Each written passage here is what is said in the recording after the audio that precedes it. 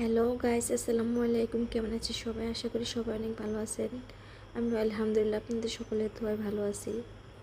আজকে আমি আপনাদের সাথে শেয়ার করব আমার ছোট ভাইয়ের আবিষ্কার করা একটা রহস্যময় রেসিপি। সবাই বসে একসাথে টিভি দেখতেছিলাম, তখন আমার ছোট ভাই বলতেছে, মায় যেহেতু ঘুমায় তাহলে নতুন কিছু আবিষ্কার করে খাওয়া যাক। এই বলে সে বের হয়ে যায়, আর কিছুক্ষণ পরে আমি এসে দেখি এই অবস্থা। আমি এসে জিজ্ঞেস করতেছি, তুমি এসব কী করতেছো? সে বলতেছে, মুড়ি আলু চিপস বানাচ্ছি। এটা আবার কেমন কথা, মুড়ি আলুর চিপস? আমি তো শুনে ভীষণ অবাক হয়ে গেলাম।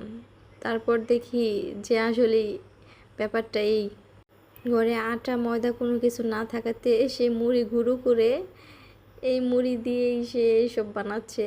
মুড়ির মধ্যে মরিচ হলুদ ইত্যাদি দিয়ে তারপর কি বলবো, এসব করতেছে। কার কার কাছে কেমন লাগলো জানি না, তবে আমার কাছে ব্যাপারটা খুবই মজার এবং হাস্যকর মনে হয়েছে। সে যে পরিমাণ গরমের মধ্যে যে প্রতিভা নিয়ে এই কাজটি করতেছে, তাকে যদি না দেখেন তাহলে বুঝতে পারবেন না। আমার মনে হয় নিজে নিজে কোনো কিছু রান্না করে খাওয়ার মজাই আলাদা। শতকরা 80% লোকেদের ছেলেপেলে এরকমভাবে কেটেছে আমার মনে হয়। এই যে দেখেন আমার ভাইয়ের অবস্থা, সে গেমে একাকার হয়ে গেছে, তারপরও সে হাল ছাড়েনি। সে নিজের মতো করে চেষ্টা চালিয়েই যাচ্ছে। তার হাসি দেখলে বোঝা যাচ্ছে সে কতটা আনন্দ নিয়ে এই কাজটি করতেছে। সে কে কে এরকমভাবে ছোটোবেলায় কোনো কিছু রান্না করে খেয়েছেন অবশ্যই কমেন্টে জানিয়ে যাবেন। আর আমার এই ছোটো ভাইটির জন্য সবাই দোয়া করবেন। ভালো থাকবেন, সুস্থ থাকবেন। খুদা হাফেজ।